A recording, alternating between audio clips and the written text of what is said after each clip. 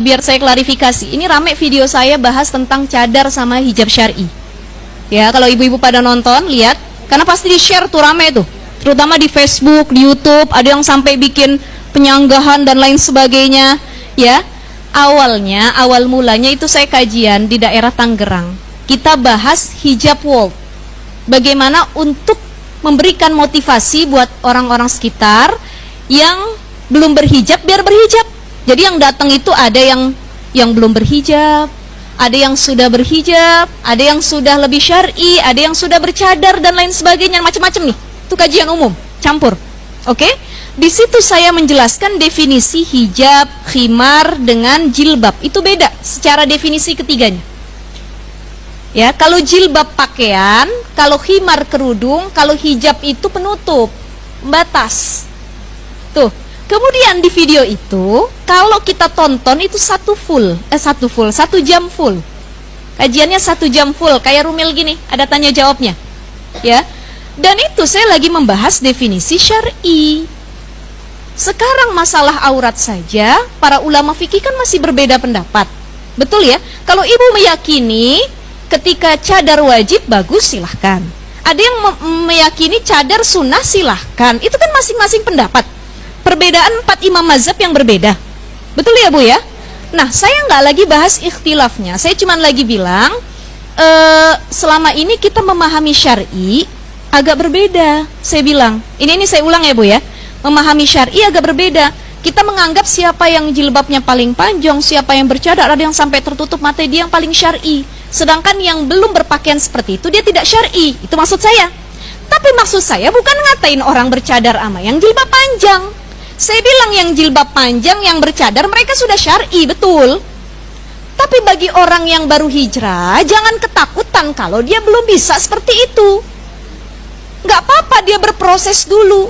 Syar'i itu ketika kita sudah mampu menutupi yang memang wajib ditutup. Di lanjutan videonya, saya bilang definisi syar'i selanjutnya apa? Pakaiannya tidak melekuk tubuh, tidak transparan, kemudian tidak tabaruj dan lain sebagainya. Itu lanjutan videonya sebenarnya. Ya, tapi dipotong-potong seolah-olah ustazah ini cuma ngomong syar'i itu cuma nutup dada. Berarti kalau bokongnya kemana-mana, menurut dia nggak apa-apa. Loh, saya siapa yang bilang bokongnya kemana-mana? Saya bilang, itu kan arti pemahaman orang saja yang gara-gara ngelihat potongan video. Saya bilang ya, jadi ya saya nggak apa-apa Bu, alhamdulillah. Alhamdulillah, yang penting bukan saya yang upload tuh video. Kan yang kalau jadi masalah saya ngupload video, kemudian orang salah memahami videonya. Ini kan ada oknum-oknum tertentu, dia upload, dia potong, dia komentarin, akhirnya digiring opini sama beberapa orang. Yang bilang saya lulusan Al-Zaitun, yang bilang, oh banyak itu, saya kenyang banget ya.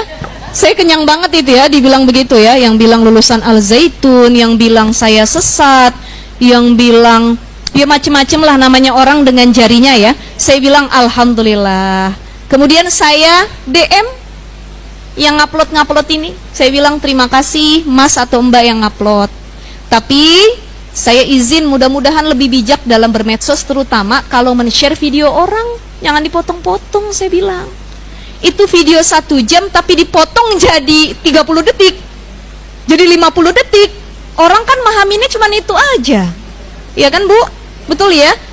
Maka saya sampaikan, demi Allah, tidak ada niatan saya atau maksud saya menghina orang yang bercadar atau hijab syar'i, tidak. Itu cuma memberi motivasi atau pengertian bahwa yang sudah syar'i bagus, yang belum syar'i hargai mereka yang berproses. Jangan sampai kita ngatain, oh dia mah belum syar'i seperti saya gitu ya. Emang ada juga beberapa oknum yang seperti itu. Makanya kita saling merangkul. Ya, biar orang yang baru hijrah nggak ketakutan dia ngaji Bu. Kan ada orang diajak ngaji, kenapa kamu nggak mau ngaji, malu yang lain pakaiannya udah syar'i. Saya emang nggak punya, baru punya, nggak apa-apa datang dulu. Nah maksud saya begitu. Karena itu waktu itu ajakan untuk berhijab. Maka saya sampaikan di video Rumil ini, kalau masih ada yang salah paham nggak apa-apa, monggo. Kalau masih ada yang bilang saya santri Al-Zaitun, nggak apa-apa, alhamdulillahirabbil alamin.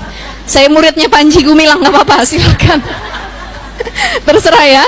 Terserah, nggak apa-apa. Mudah-mudahan jadi pahala buat yang nulis komentarnya, buat sayanya juga. Mudah-mudahan sayanya ya sepertinya memang saya salah, bukan sepertinya.